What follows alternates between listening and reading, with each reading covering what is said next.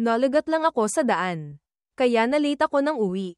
Asawa ni Junior Brother. Hihihihi. Maganda ba? Hello. Hello. Halika. Mahal. Halikan mo ako para mainggit ang senior brother mo hanggang mamatay. Oh my gosh. Anong nakita mo sa batang yan? Sige na. Sige na. May bata rito. Huwag kang masyadong mapaglaro. Ang pangalan ko ay Tang Roxuan.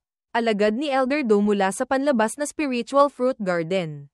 HMM. HMM. Alam ko na. Pinag-uusapan ka nitong batang to palagi. Ang pangalan ko ay Yechen. Ano? Pinag-uusapan mo ako palagi, Xiong-er. Sinisiraan mo ba ako? Syempre hindi. Kanina, nauutal ka. Sanay kang nauutal kapag nagsisinungaling ka. Aray ko po, wag mo akong kurutin. Yechen, tulungan mo ako. Hindi na ako mangangahas. Hindi na ako mangangahas. Ha ha ha, meron ka rin palang araw na ganyan. Ikaw na tabachoy. Ngayon, talagang nakakaistorbo ako sa senior brother. Anong kailangan kong ihanda? Wala ka nang kailangang ihanda. Masakit lang ang paglilinis ng marrow. Masakit. Hindi bale. Hindi bale. Kaya ko yan tiisin. Yechen, magsimula na tayo. Okay. Nagsimulang gamitin ni Yechen ang key ng True Flame para gamutin si Tang Roxuan. Mukhang nasasaktan ang dalaga. Sabi ko, Junior Brother, nagagawa mo ba talaga yan? Huwag kang mag-alala. Alam ko ang limitasyon ko. Baka naman ikaw at yang tabachoy na yan ay nagkaroon muna ng anak bago ikinasal. Kumain muna kayo bago ang piging. Di ba? Sa totoo lang, dati, hindi naman ganito ang senior brother ko. Nagkamali siya sa cultivation method. Kaya naging ganito ang hitsura niya. Meron din palang ganyan. HMPH. Huwag mo nang banggitin. Tuwing nababanggit yan, nagagalit ako. Kasalanan lahat ng matandang yun. Niloko niya ako. Dati, gwapo rin naman ako. Pinagkakaguluhan pa nga. Pero naengganyo ako ng dog-gun cultivation method na yun at nawala ang isip ko. Ang isang Heavens and Peel ay kayang lumikha ng isang True Sun Realm na malakas na mandirigma. Bigla itong nawala. Ang mga puwersang gustong magkaroon ng Heavens and Peel ay siguro nagmamadali na rin. Kung malaman nila na ang natitirang kalahating Heavens and Peel ay nasa kamay ko, baka mawala na ako. Ngayon, saan ko to itatago? Sige, dito ko na muna itatago. Hehe, ang pinakamadelikadong lugar ang pinakaligtas na lugar. Outer Sect Competition. Napakaraming plano ng maliliit na tao. Kailangan kong maghanda muna. Kailangan kong gumawa pa ng kaunting Jade Spiritual Liquid. Itago yan. At gamitin kapag kailangan. At sa gayon, ang mga gamit na naipon ng binata ay nasa loob ng munting kalabasa. Hehe. Sapat na to para sa akin ng matagal na panahon. Pagpaparehistro para sa Outer Sect Competition. Ngayon, magsisimula na. Magtatapos sa Haishi, 9 hanggang 11 PM. Ang mga panlabas na alagad na sasali sa paligsahan ay dalhin ang kanilang Jade Token sa Chenkun Pavilion para magparehistro. Gusto nilang makipaglaro. Sino ba naman ang kinatatakutan ko? Hindi nga nagkakamali sa pangalan. Chenkun Pavilion. Nako. Biyayaan nawa ako ng Diyos. Ipagdasal ko na sana hindi ko makakaharap ang napakalakas na kalaban. Hindi na ako maghihintay ng 3 taon sa panlabas na sekta. Ha ha ha, napakalaki talaga. Uy, si Yechen yan. Huwag niya akong makakaharap. Hindi ko rin siya gustong makakaharap. Siya ay isang monster. Sino man ang makakaharap niya, tiyak na malas. Yechen. Oh, sino to? Zhou Chong. Gusto mo bang mamatay? Ang pangalan ko ay Jiaolong. Alis ka dyan sa akin. Napalakas ng pressure. Nasa condensing chi level 9 na pala siya. Masaya ako ngayon. Hindi ko gustong makipagtalo sa iyo. Ikaw na Soksin. Isang grupo ng mga halimaw ang hamarang sa daan ni Yechen. Ipinalangin mo na sana sa laban bukas ay hindi mo ako makaharap. Kung hindi, huwag mo akong sisihin kung patayin kita. Kung gusto mong lumaban, lumaban tayo. Natatakot ba ako sa inyo? Mga basura. Ang ingay talaga. Si Yin Jiping yan. Ang Soksin na nanakit sa akin. Hindi pa kita hinahanapan ng utang. Natatakot ako. Ha ha ha. Akala ko kung sino. Sa buong Henggayo. Ikaw lang ang may pinakamatinding pagnanais na pumatay. Oh, ano yan? Nakarating na rin pala ang success fruit. HMM. Ikaw na batang si Yechen. Halos kalahati ng panlabas na sekta ay gustong durugin ka. Tingnan natin kung paano ka mamamatay. Balak nilang mag-away. Mag-aaway sila rito. Ito ang Chencon Pavilion. Hindi na nila kailangan ng magulang. Anong ginagawa nyo? Bakit kayo nagtitipon dito? Ikaw ang pinuno sa Mission Hall. Pangalan mo Woteng. Ikaw ang pinuno sa Scripture Pavilion. Lu Zuener. Bakit nandyan din si Chi Yui mula sa Peel Pavilion? Xiao Jing ng Law Enforcement Hall. Zhao Yan ng Spiritual Chi Hall. Wang Lin ng Spiritual Fruit Garden. Ang mga monsters na to. Hindi ko akalain na magtitipon sila rito. Napakadami pala ngayong araw. Nagsabi na ako na condensing Chi Realm lang yan. Pero hindi ka pa rin naniwala. Itong batang to, mukhang maayos naman. Ngayon, naniniwala na kayo. Condensing Chi Realm ngayon. Pero ang key na to ay hindi mas mahina kaysa sa atin. Hindi na kailangan sabihin. Ikaw si Ye Chen, junior brother. Huwag kang matakot. Protektahan ka ng senior brother. Maraming salamat. Maraming salamat. Nakakainis tignan itong tatlong to. Anong sinasabi mo? Sabi ko, hindi maganda ang tingin ko sa inyo. Alis na kayo dyan. Talagang ang pisalungguhit taka. Huwag kang maging tanga. Hindi ka dapat makipag-away sa kanila. Nangangahas kang kagatin ako. Huwag kang umalis. Sinabi mong gusto mong makipag-away. Ikaw na mahina. Maghintay ka lang. Magkikita tayo sa competition stage. Huwag kang matakot sa kanila. Duwag lang yang mga yan. Si Ye Chen ay umuulang. Munting kapatid. Ibang araw. Mag-inuman tayo ng kaunti ha. Okay. Kaibigan ko. Nararamdaman mo ba ang pressure? May pressure. Pero hindi malaki. Kung gayon, maganda yan. Bakit hindi nakikita ang pinuno ng panlabas na sekta? Siya yan. Sino ang nakakaalam kung saan na naman siya tumakbo? Sa sitwasyon ngayon, may oras pa bang uminom? Oh, sinabi ko sa iyo, dahan-dahan mong itulak, tanjine mo. Ikaw na Tabachoy. Pinatulak mo ako hanggang mapagod ako. Sa harap ng Spiritual Fruit Garden Gate. Bakit mo ako dinala rito? Hihihi. Para makita mo ang magandang bagay. Ha ha ha. Ang sarap nitong spiritual fruit. Dahan-dahan ka kumain. Wala naman nakikipag-agawan sa iyo. Siyempre, kapag kumakain, kailangan talagang sumubo ng malaki para masaya. Hindi mo man lang iniwanan ng kaunti si Ye Chen. Talagang ang nakapagpakasal ako kay Zhu Baoji. Huwag kang mahiya sa kanya. Ye Chen, subukan mo to. Mas masarap yan. Maraming salamat. Magandang bagay. Saan sinabi ng Tabachoy na yun? Tingnan mo doon. Sino yan? Hindi ko pa nakikita dati. Siya ay isang puppet. Dinala ng master kahapon mula sa panloob na sekta para magbantay sa Spiritual Fruit Garden. Magandang bagay, di ba? Hihihi. Kung tutuusin, ang puppet ay isang klase ng sandata sa pagpatay. Ginagamitan ng espesyal na herbal medicine na ritual. Sila ay malamig ang dugo. Walang damdamin at kaisipan. Kapag natukoy na ang target, patuloy silang lalaban ng walang tigil hanggat hindi sila pinipigilan ng nagpapalabas. Sa pagsubok sa disyerto, nagpalabas din ng ganitong klase ng puppet. Pero lahat sila ay human level na puppet. Kamusta? Bago, di ba? Hihihi. Human level na puppet, sa lakas, katumbas ng human origin realm ng isang cultivator. Human level. Ibig sabihin, may mas mataas pa palang level. Natural lang yan. Sa ibabaw ng human level ay profound level. Ang profound level na puppet ay katumbas ng true sun realm ng isang cultivator. Sa ibabaw ng profound level ay earth level.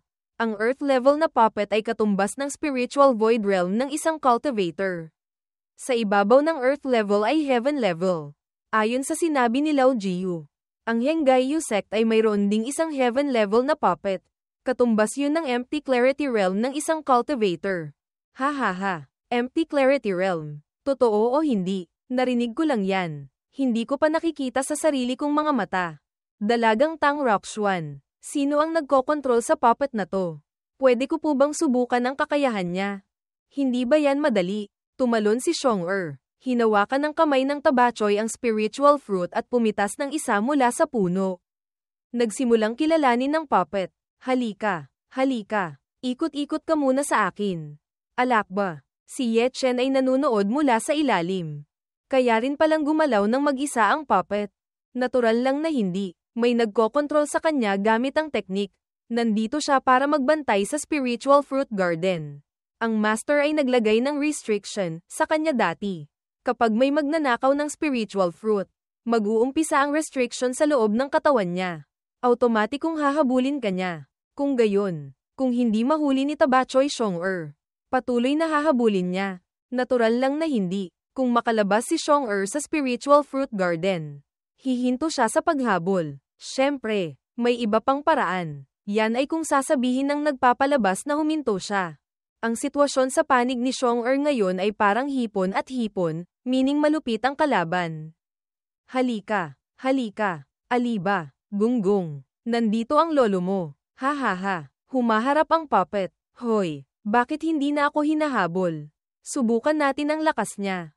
Ye Chen. Okay. Nag-inang ang mga mata ng puppet na parang buwan ng dugo. Nagsimula siyang sumugod kay Ye Chen. Dumating ka sa tamang oras. Kunin mo ang ultimate move ko. Thundering Palm. Tinamaan ang puppet at lumipad palayo. Ha ha ha. Parang totoong tao. Napakahiwaga. Itinuturing siyang pinakamababang uri sa human level na puppet. Masyadong mababa ang material na ginamit sa kanya. Kung high-grade na material, kaya niyang maglabas ng profound technique. Hindi siya kasing hina ng kulisap. Kaya ring maglabas ng profound technique ang puppet. Natural lang yan. Pero ang ganitong klase ng puppet ay nangangailangan ng mataas na flexibility at sturdiness ng material. Kung hindi, madali siyang masaktan ng profound technique. Bukod pa, ang pagbibigay sa kanya ng kakayahang maglabas ng profound technique, ang restriction na kailangang ilagay sa loob ng katawan niya ay napaka-komplikado. Pero kahit pabigyan siya ng kakayahang maglabas ng profound technique, mas mababa pa rin ang lakas niya kaysa sa isang cultivator na kasing level niya. Kahit paano, wala silang utak. Sa madaling salita, zombie brain dead. Magandang bagay talaga. Talagang ang magandang bagay. Kaya rin palang makipag-away. Ha ha ha. Dalagang Tang Roxuan. Paano ibabalik ang puppet? Gusto mo bang gumawa ng isa para paglaruan mo? Kaya yan gawin. Natural lang yan. Nagbebenta sa Wanbao Pavilion. Human level na puppet. 300,000 spiritual stone isang piraso. 300,000. 300,000. Kahit hindi maliit na halaga. Pero para sa iyo, hindi yan mahirap. Ikaw ay isang pill master. Basta gumawa ka ng isang spiritual pill. Ilang libo na yan. Sayang lang sa kaunting oras. Ha ha ha. Isang human level na puppet. Limitado ang kakayahan. Sayang 300,000 spiritual stone para bumili ng isa. Parang nalugi ako ng malaki. Ano ba naman ang alam mo? Ang puppet ay walang isip at kaluluwa. Isang tool lang sa pagpatay. Kahit walang silbi. Kaya kanyang pigilan sa isang nakamamatay na atake ng kalaban. Tangna mo. Bakit hindi ka man lang maging matalino kahit kaunti?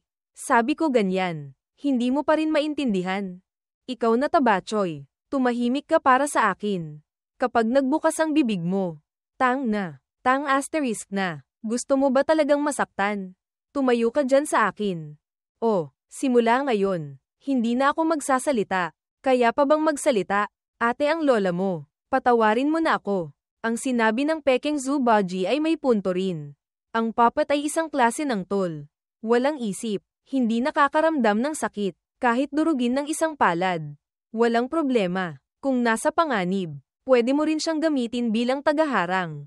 Baka hindi rin yan masamang paraan para protektahan ang sarili. 300,000, di ba? Papatawag ako ng capital investment mula sa mga senior brother. 300,000 spiritual stone. Kahit ibenta ko lahat ng spiritual pill at spiritual liquid sa akin. Hindi yan sapat. Bukod pa, ang spiritual pill at spiritual liquid na ibebenta sa Wanbao Pavilion. Tiyak na kalahati lang ang presyo kumpara sa pagbili. Kung babawasan ko ng kaunti ang presyo ng spiritual pill at spiritual liquid at ibenta sa mga alagad ng Henggayu, magbubunyag yan ng pagiging pill master ko. Pagpaparehistro, bumalik na ako. Ayoko na malaman ng iba ang pagiging pill master ko ng ganito kabilis. Hehe, bumalik na ako. Elder, tingnan niyo po. Magaling na ang skill ko. Di ba? Huwag mo nang gawin yang mga walang silbing bagay na yan. May kailangan ka. Sabihin mo na dali. Sa totoo lang, wala naman. Ang gusto ko lang ay Gusto ko lang manghiram ng kaunting pera. Manghiram ng pera. Gaano karami ang gusto mong hiramin? 300,000 spiritual stone. Pagkarinig nito, nabuga ng matanda ang tsaa sa mukha ni Ye Chen. Anong sinasabi mo? 300,000. Bata, hindi pa ba sapat ang pagdroga mo? Sabihin mo, bakit kailangan mo ng ganoong karaming pera? Bumili po ako ng gamit. HMPH. Patuloy ka lang dyan sa pagsisinungaling mo. Kailangan mo ng 300,000. Balak mo bang magbenta ng droga? Gusto ko lang bumili ng isang puppet. Puppet, busog ka na ba at nataba? Hawak ang 300,000 para bumili ng puppet. Bumili ako para pag-aralan dahil sa curiosity. Meron lang akong 100,000. Wala na akong mas marami. Kapag may pera ka na, tandaan mong ibalik sa akin. Kung walang pera, pwedeng palitan ng spiritual pill. Ngayon, alis ka dyan. Maraming salamat, Elder. Hehe, alis na muna ako. Pabilis ka ng pabilis.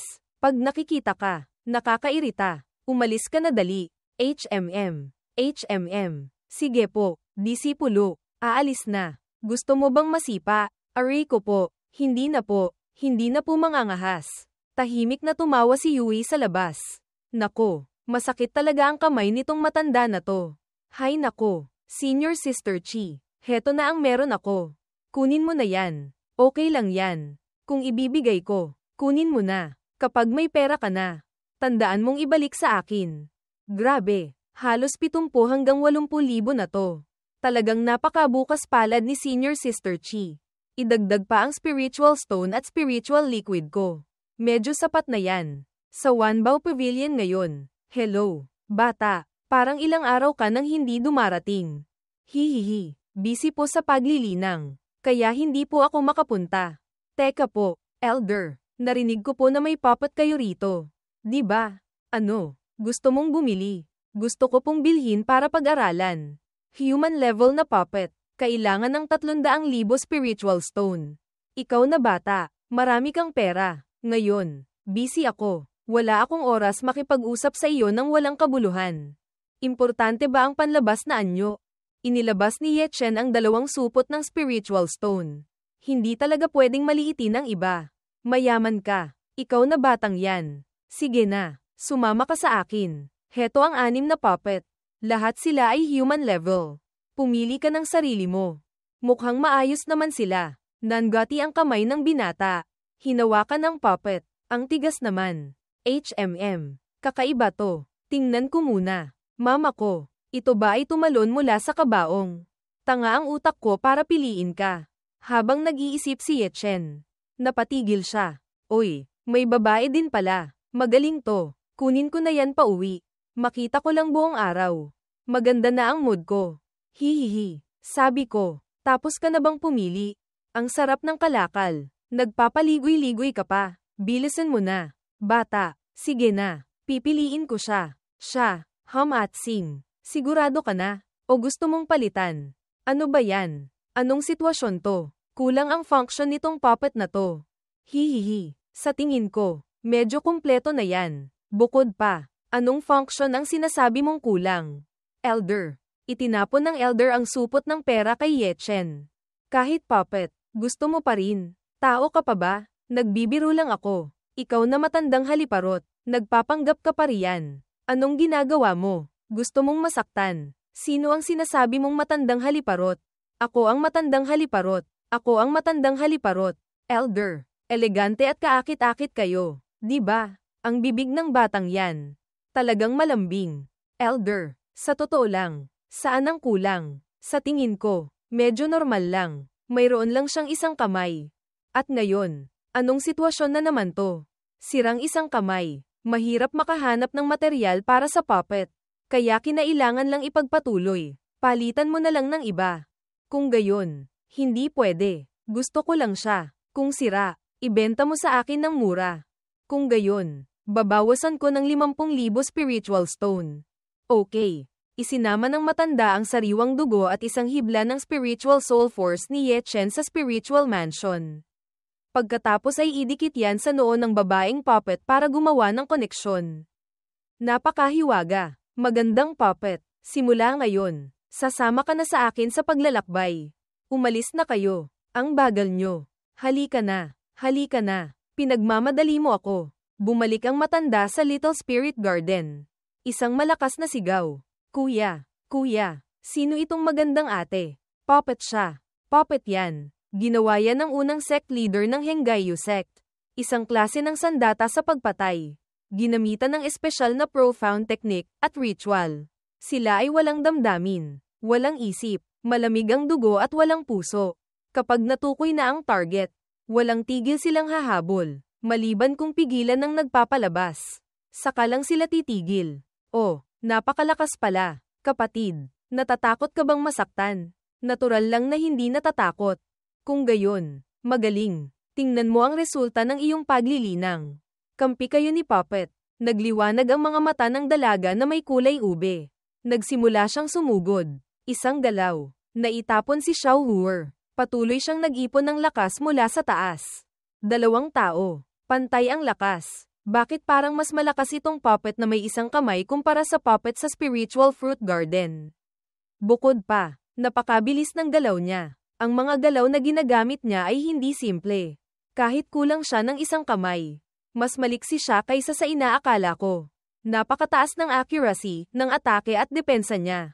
Maliban sa hindi niya kayang maglabas ng profound technique, ang mga pangunahing galaw na alam ng cultivator. Alam niya lahat. Pagtingin, nakikita si Xiao Huer na natatalo kumpara sa magandang puppet. Bata, hindi pwedeng sumampa ang cultivation base ng ganyan kabilis. Ang kailangan ni Xiao Huer ay real combat. Sa patuloy na paglaban sa real combat, doon lang niya malilinang ang lakas sa pakikipaglaban at mindset ng bata. Ang landas ng paglilinang na to ay hindi madali. Kung may pressure, may motivation. Kung mabubuwal, may pagbangon. Nakatanggap ng sampal si Xiao Huer mula kay Ate Puppet. Hay nako, matanda na ako. Hindi ko na kaya tignan yan. Kung gayon, hindi na lang ako titingin. Muli, isang gabi ng bilog na buwan. Nagpapakita ng lakas niya. Sa human origin realm ang lakas niya. Hindi masamang matalo. Kuya, hindi ako natatakot. Bukas, pwede po bang makipaglaban siya ulit sa akin? Pakiramdam ko po, kapag nakikipaglaban ako sa kanya, marami akong matututunan. Sa labas, nakikita ang munting agila at si Ate Puppet na nagkatinginan.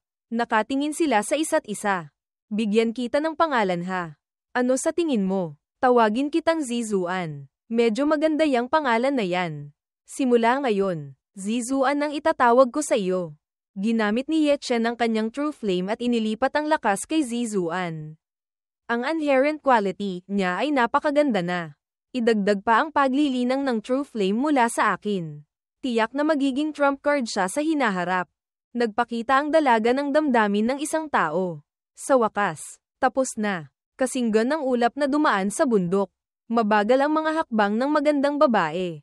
Ang kanyang baywang ay payat na parang willow. Ang kanyang postura ay parang peach blossom.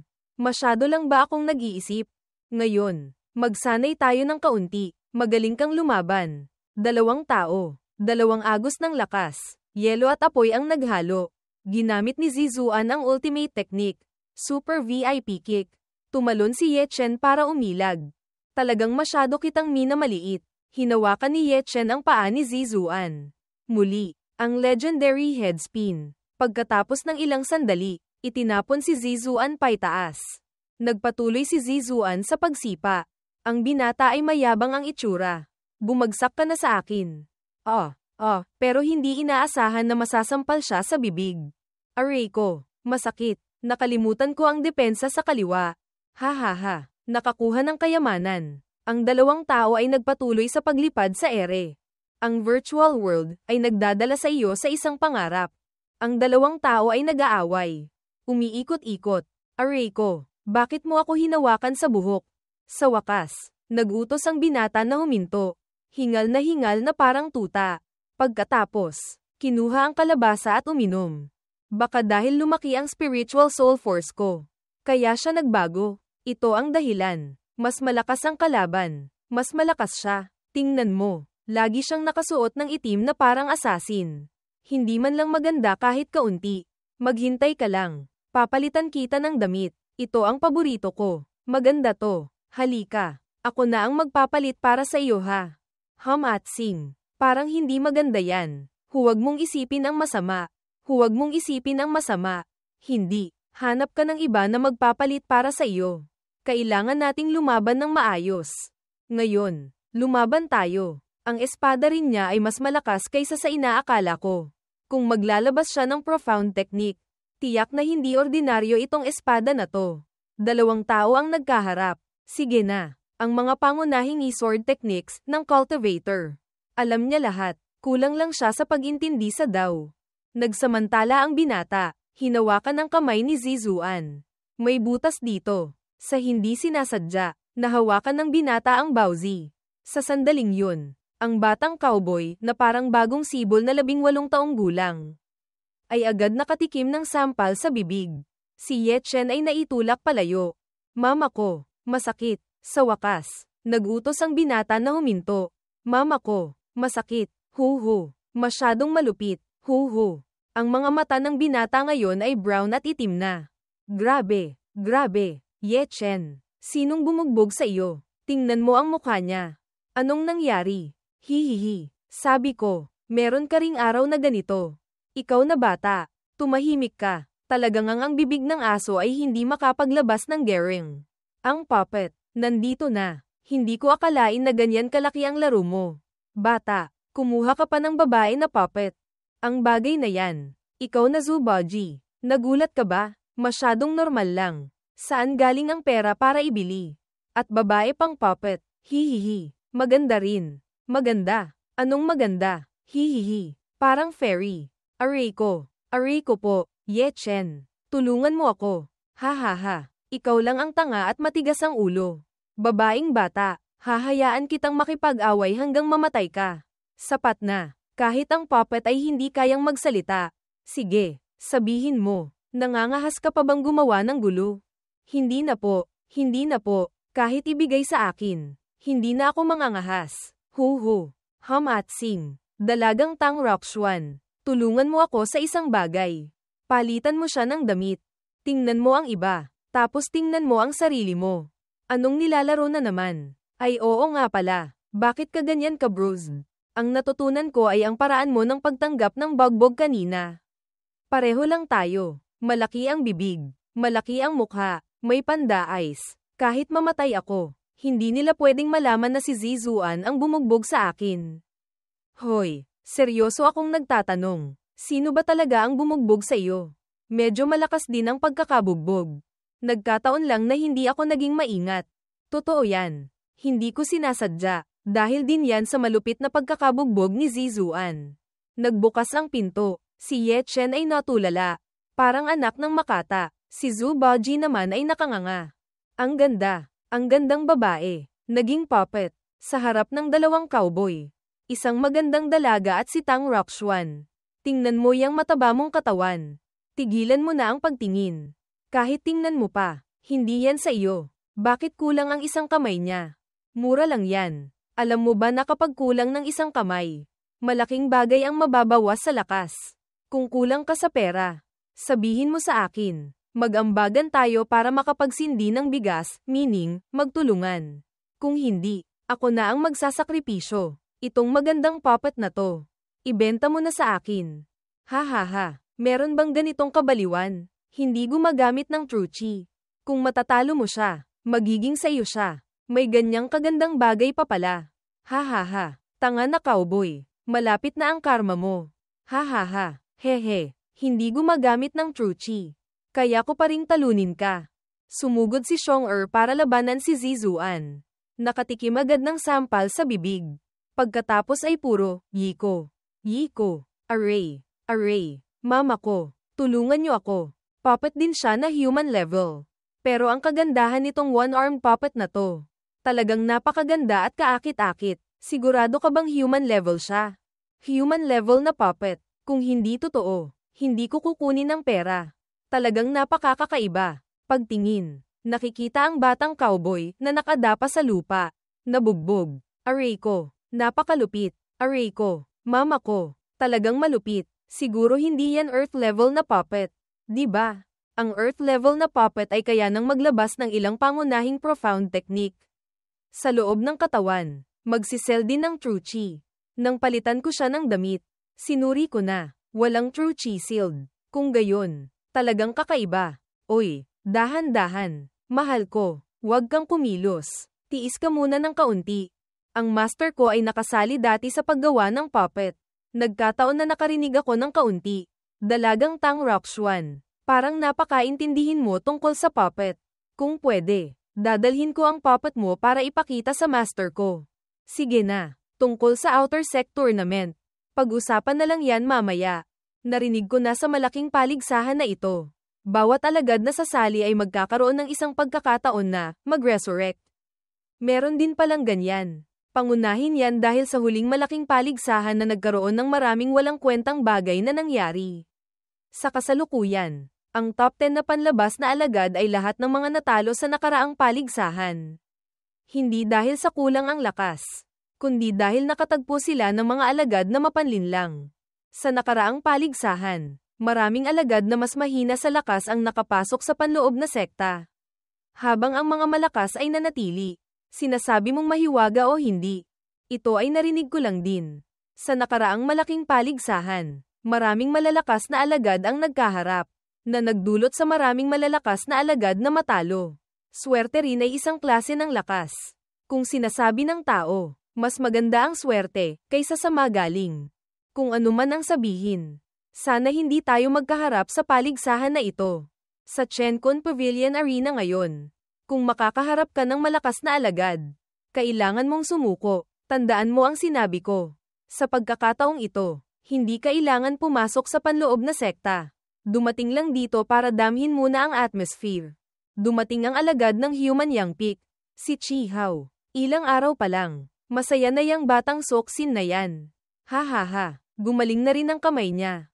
Dumating ang alagad ng Discipline Hall, si Yin Jiping. Isang mukha na Soksin. Walang katulad. Maaga o huli. Aalisin kita. Bigla. May 3 agos ng ki, ang lumipad sa himpapawid. Kayo ang pinuno ng isang hall. Isang hall. 2 pavilion. 3 peak. 8 pavilion. 8 hall. Narito na kayong lahat. Ang nakatayo sa harapan ay ang first seat na alagad. Diba? Hihihi. Ang mga tao ng Heavenly Yang Peak.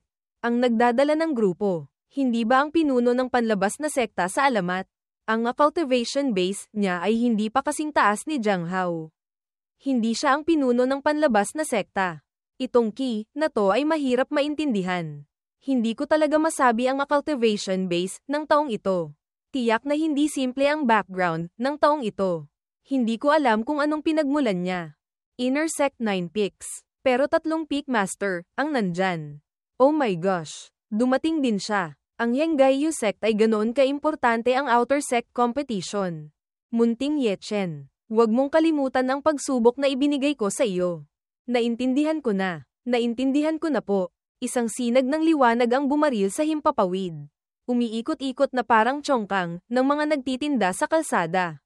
Announcement, opisyal na nagsimula ang outer sect competition. Patuloy na umiikot ang vortex. Sino ang pipiliin nito? Sino ang pipiliin nito? Chiyon ng Human Yang Peak.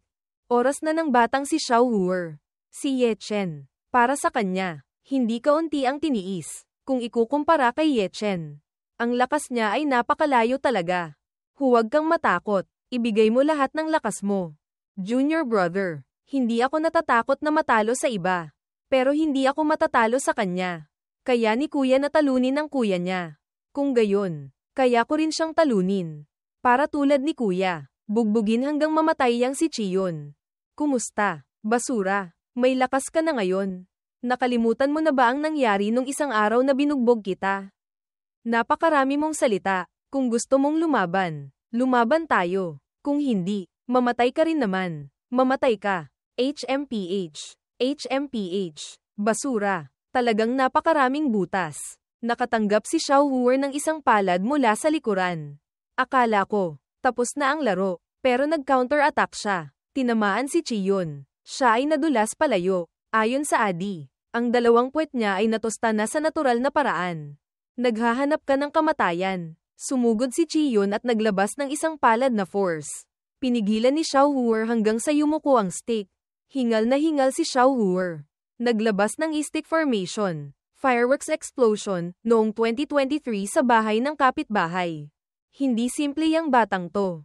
HMM. Kung ikukumpara kay Chiyon ng Chi family, mas kalmado ang mindset ng bata. Naka-hibernation ang bata at naghahanda para sa counter-attack. Sa isang panig, usok at ulap ng bagyo. Sa isang panig, paputok sa araw ng kasal. Ito na ang oras. Naglabas ng galaw si Xiaohuer. At ang soksin na si Chiyon ay kaya lang umilag. Xiaohuer, talagang minamaliit kita. Pagtingin, si Chiyon ay hingal na hingal. Parang sumusuka. Isang matanda na nakasakay sa ulap ang nag-support kay Chiyon. Ang meron lang siya ay nakasalalay sa black iron stick. Baka nga yan yun. Sumugod si Xiaohuer at naglabas ng galaw. Handa na si Chiyon gamit ang kanyang espada. Nagbanggaan ang mga stick at espada. Keng-keng. Hinampes ni Chiyon ang espada. Nahulog ang black iron stick sa kamay ni Xiaohuer. Ngayon, hindi na to maganda, kuya. Tama nga, naglilinang lang siya ng e-stick techniques. Ang iba, walang anuman. Walang iron stick. Tingnan natin kung saan ka aasa pa. Si Xiaohuer ay napapagod na. Sinamantala ni Chiyon ang pagkakataon. Isang lightning sword strike. Tinamaan si Xiaohuer. Lumipad sa himpapawid. Namasakit ng malaki ang batang si Xiaohuer. Walang black iron stick. Napakahirap baligtarin ang sitwasyon. Isang espada ang sumugod. Direkta. Isang tunog. Namula ang buong screen. Pagtingin. Si Xiaohuer ay walang armas na pumipigil sa espada. Hindi pa rin si Suko. Huwag mo naisipan na si Suko ako. Binaluktot ni Xiaohuer ang buong espada. Ang mukha ni Chiyon ay natulala. Xiaohuer. Hinawakan ang dalawang balikat. Direkta sa mukha. Ginawang miserable ang soksin na yan. Pisalungguhit ta. Bumalik ka na sa akin. Si Chiyon ay binuhat paitaas. Pagkatapos ay isang dagandong. Si Xiaohuer ay hingal na hingal.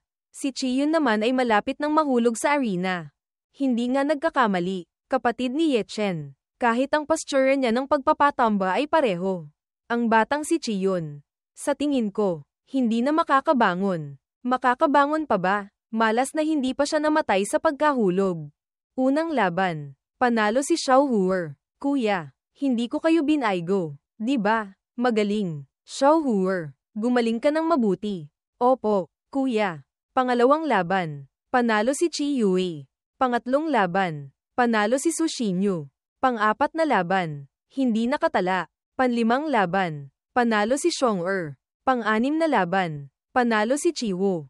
Pang-siyam na laban. Panalo si Tang Roxuan. Pan-siyam-na-putwalo na laban. Panalo si Wei Yang. Buti na lang, meron ngayong outer sect competition. Kung hindi, mahirap makakuha ng pagkakataong makita ang true disciples. Senior brother Dao Zuwenjen, iniisip mo ba ang nakaraang outer sect competition? Huwag mo nang banggitin ang nakaraang beses. Dahil sa bagay na yun, pinuntahan pa ako ng sect leader junior brother para pag-usapan ang nakaraang outer sect competition. Siguro, ang pinakakakaibang beses mula nang itatag ang Henggayu sect. Huwag banggitin. Huwag banggitin na. Ha. Kung resurrection match, yan. May pairings. Kung makakaharap mo ang true disciple, masasabing masama lang ang ugali niya. Sa ngayon, may resurrection match. Anong inaalala mo? Swerte rin ay isang klase ng lakas. Pan-siyam-na-putsyam na laban. Panalo si Song Yu. Nagsisimula na ang ika-100 na laban. Sa wakas, ako na ang susunod. HMPH. Sino tong taong to? Talagang binigyan ako ng kapalaran. Nakaharap ko agad ang basurang tulad mo. Ngayon, tiyak na mamamatay ka. Si Ye Chen at si Yin Jiping din pala. Sa pagkakataong ito, magiging kapansin-pansin. Si Yin Jiping, minsan, hindi lang isang beses, ay nagtangka na pumatay kay Ye Chen. Lahat sa panlabas na sekta ay alam kung ano ang nangyari. Sadyang walang nang-ahas na magsalita. Ngayon, nagkita sila rito. Tiyak na hindi titigil hanggat hindi namamatay. Pero si Yin Jiping ay pumasok na sa True Sun Realm. Kahit mas malakas si Ye Chen. Kaya ba niyang lampasan si Yin Jiping? Ang iba, baka hindi kaya. Pero si Ye Chen, siguro. Kaya, HMPH, yang si Ye Chen. Nung isang beses, muntik nang maparusahan si Ye Chen. Lahat sa panlabas na sekta ay alam kung ano ang nangyari. Sadyang walang nang ahas na magsalita. Ngayon, nagkita sila rito. Tiyak na hindi titigil hanggat hindi namamatay. Junior sister, siya ba si Ye Chen? Kaya niyang magdulot ng ganitong kaguluhan sa arena. Maliban sa kanya, sino pa? Bata, kung gusto mong maging alagad ko. Hindi yan madali. Ha ha ha, Ye Chen. Nakaharap mo ako, kaya ang buhay mo ay magiging miserable. Sino ang magiging miserable? Hindi pa natin alam. Anak, naglilipat sila ng ki, at nagsimula ang labanan. Bata, Ye Chen, bugbugin mo siya hanggang maging pira-piraso. Naglabas si Ye Chen ng Thundering Palm. Sinalag ni Yin Jiping gamit ang Profound Light Seal. Pareho silang natulak palayo ng recoil force. HMPH, minamaliit kita. Naglipat si Yin Jiping ng ki. Naglabas ng Nine-Tailed Aura. Gumamit ng E-Sword Flying Immortal. Si Ye Chen naman ay naglabas ng Heavenly Stellar Sword Technique. Sumunod na sa akin. Ito ang ultimate technique, Heart-Piercing Sword. Si Yin Jiping ay may Profound Light Shield na proteksyon. Pero hindi yan nagtagal bago masira. Nang ahas kang sirain ang Profound Light Shield ko. Cultivation base sa Condensing Chi Level 9. Ang lakas ng pakikipaglaban na to ay masyado ng lampas sa imahinasyon. Senior brothers, sino sa kanila ang sa tingin nyo ang mananalo? Hindi madaling hulaan. Sa tingin ko, mas malaki ang tsansa ni Yin Jiping na manalo. Kahit paano, nakapasok na siya sa True Sun Realm. Ang matanda na to naman ay hinuhulaan na mananalo ang batang si Ye Chen. Nag-ipon si Yin Jiping ng galit sa kanyang E-Sword Chi. Yan ang Swift Thunder Severing Blade Technique. Si Ye Chen naman ay tumayo lang at humarang. Mukhang mas mahina ng kaunti ang batang cowboy kumpara kay Yin Jiping. Napakalakas ng sikretong teknik na to. Para maging pinuno ng Discipline Hall. Hindi lang basta-basta. Kaya niya rin palang harangin ang Swift Thunder ng Severing Blade Technique. Si Ye Chen, hindi rin siya basta-basta. Hindi ka papatay. Ikaw na malupit na bata. Naisan si Yin Jiping na maglabas ng pangalawang galaw. Bigla siyang nagulat. Sinabi ni Ye Chen, sa tingin mo, may tanga ba na maliligo sa parehong ilog 2 beses? Ang prinsipyo na yan, hindi mo rin alam. Talagang ang tanga. Mabilis ding umiwas si Yin Jiping sa atake. Lumipad si Ye Chen na parang isang halimaw. Isang palad direkta sa dibdib ni Yin Jiping. Isang sampal sa bibig. Anak, nang ahas kang makipagsabuatan para saktan ako. Totoo ba yan? Sa parehong oras na tinamaan. Tinanong niya rin. Ang mga mata ni Yin Jiping ay parang bulok na itlog. Nabugbog hanggang sa nagalit siya. Kung magaling ka, sige, lumaban ka pa ulit, mamatay ka na. Isang sipa direkta sa dogmouth ni Yin Jiping. Nagulat ang ibang alagad. Muli, ganitong klaseng pakikipaglaban. Ang close combat method ay napakahiwaga. Condensing Chi level 8 pa lang. Pero may ganito ng lakas sa real combat. Talagang ang hindi simple yang batang to. Hihihi. Bata, talagang nagulat mo ako. Si Yin Jiping, nahulog pababa, hingal na parang asong malapit ng mamatay. Si Zhao Jijing, may itsura ng pagka-disappoint para sa kanyang idiot junior. Ngayon, kailangan ko na lang lumayo at lumaban. Huwag mo nang sisihin ang sekta dahil hindi namin pinapansin ang mukha mo. Direktang aalisin ang iyong disciple qualification. Si Yin Jiping ay nag-teleport pa atros. Natatakot ka na, ha? Ikaw na walang hiya. Ito. Isa itong anti-dragon fire palm. Si Yin Jiping, nagnganga at umiiyak. Kawawa naman. Anong sikretong teknik yan? Napakalakas din. Noon, nang lumaban kami, hindi pa niya pala ginagamit ang buong lakas niya. Junior sister, malalim pa rin ang pananaw mo. Itong anti-dragon, sikretong teknik niya. Sa panlabas na sekta, walang makakaharang. Sa totoo lang, ramdam ko rin na lampas sa imahinasyon.